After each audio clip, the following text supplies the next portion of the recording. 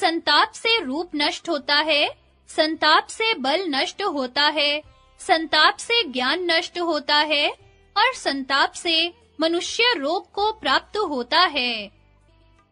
अभीष्ट वस्तु शोक करने से नहीं मिलती, उससे तो केवल शरीर को कष्ट होता है और शत्रु प्रसन्न होते हैं। इसलिए आप मन में शोक न करें। मनुष्य बार-बार मरता और जन्म लेता है, बार-बार हानि उठाता और बढ़ता है, बार-बार स्वयं दूसरे से याचना करता है और दूसरे उससे याचना करते हैं तथा बारंबार वह दूसरों के लिए शोक करता है और दूसरे उसके लिए शोक करते हैं। सुख दुख, उत्पत्ति विनाश, लाभ हानि और जीवन मरण ये बारी-बारी से प्राप्त होते रहते हैं, इसलिए धीर पुरुष को इनके लिए हर्ष और शोक नहीं करना चाहिए। ये 6 इंद्रियां बहुत ही चंचल हैं। इनमें से जो इंद्रिय जिस विषय की ओर बढ़ती है, उससे बुद्धि उसी प्रकार क्षीण होती है, जैसे फूटे घड़े से पानी सदा चू जाता है। विदुर जी बोले, पाप शून्य नरेश, विद्या, तप, इंद्रिय निग्रह और लोभ त्याग के सिवा और कोई आपके लिए शांति का उपाय मैं नहीं देखता। बुद्धि से मनुष्य अपने भय को दूर करता है, तपस्या से महत् पद को प्राप्त होता है, गुरु शुश्रूषा से ज्ञान और योग से शांति पाता है। मोक्ष की इच्छा रखने वाले मनुष्य दान के पुण्य का आश्रय नहीं लेते, वेद के पुण्य का भी आश्रय नहीं लेते, किंतु निष्काम भाव से राग द्वेष से रहित हो इस लोक में विचरते रहते हैं। सम्यक अध्ययन, न्यायोचित युद्ध, पुण्य कर्म और अच्छी तरह की हुई तपस्या के अंत में सुख की वृद्धि होती है। राजन, आपस में फूट रखने वाले लोग अच्छे बिछौनों से युक्त पलंग पाकर भी कभी सुख की नींद नहीं सोते। उन्हें स्त्रियों के पास रहकर तथा बंधी जनों के द्वारा की हुई स्तुति सुनकर भी प्रसन्नता नहीं होती। जो परस्पर भेदभाव रखते हैं, वे कभी धर्म का आचरण नहीं करते, सुख भी नहीं पाते। उन्हें गौरव नहीं प्राप्त होता तथा शांति की वार्ता भी नहीं सुहाती। हित की बात भी कही जाए तो उन्हें अच्छी नहीं लगती। उनके योग क्षेम की भी सिद्धि नहीं हो पाती। राजन, भेदभाव वाले पुरुषों की विनाश के सिवा और कोई गति नहीं है। जैसे गौओं में दूध, ब्राह्मण में तप और युवती स्त्रियों में चंचलता का होना अधिक संभव है, उसी प्रकार अपने जाति बंधुओं से भय होना भी संभव है। नित्य सींच कर बढ़ाई हुई पतली लताएं बहुत होने के कारण बहुत वर्षों तक नाना प्रकार के झोंके सहती हैं। यही बात सत्पुरुषों के विषय में भी समझनी चाहिए। वे दुर्बल होने पर भी सामूहिक शक्ति से बलवान हो जाते हैं। भरत श्रेष्ठ, जलती हुई लकड़ियां अलग-अलग होने पर धुआं फेंकती हैं और एक स्थान पर होने पर प्रज्वलित हो उठती हैं। इसी प्रकार जाति बंधु भी फूट होने पर दुख उठाते और एकता होने पर सुखी रहते हैं।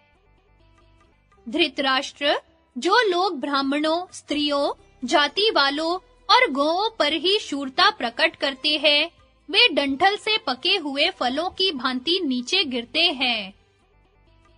यदि वृक्ष अकेला है तो वह बलवान, दृढ़ मूल तथा बहुत बड़ा होने पर भी एक ही क्षण में आंधी के द्वारा बलपूर्वक शाखाओं सहित धराशायी किया जा सकता है।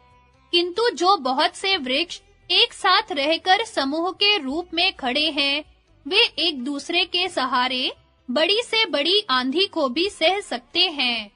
इसी प्रकार समस्त गुणों से संपन्न मनुष्य को भी अकेले होने पर शत्रु अपनी ताकत के अंदर समझते हैं, जैसे अकेले वृक्ष को वायु। किंतु परस्पर मेल होने से और एक दूसरे से सहारा मिलने से जाति वाले लोग इस प्रकार वृद्धि को प्राप्त होते हैं, जैसे तालाब में कमल। ब्राह्मण, गौ, कुटुंबी, बालक, स्त्री, अन्नदाता और शरणागत ये अवध्य होते हैं। राजन, आपका कल्याण हो। मनुष्य में धन और आरोग्य को छोड़कर दूसरा कोई गुण नहीं है, क्योंकि रोगी तो मुर्दे के समान है। महाराज, जो बिना रोग के उत्पन्न, कड़वा, सिर में दर्द पैदा करने वाला, पाप से संबद्ध, कठोर, तीखा और गरम है, जो सज्जनों द्वारा पान करने योग्य है और जिसे दुर्जन नहीं पी सकते, उस क्रोध को आप पी जाइए और शांत होइए। रोग से पीड़ित मनुष्य मधुर फलों का आदर नहीं करते, विषयों में भी उन्हें कुछ सुख या सार नहीं मिलता।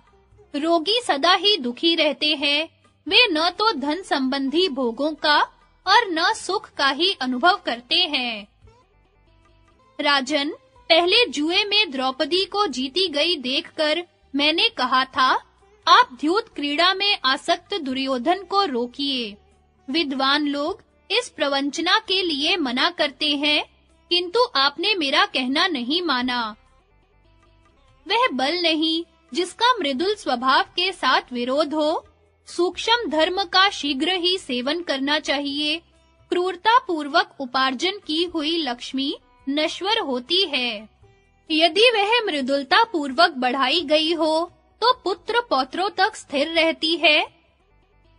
राजन, आपके पुत्र पांडवों की रक्षा करें और पांडु के पुत्र आपके पुत्रों की रक्षा करें।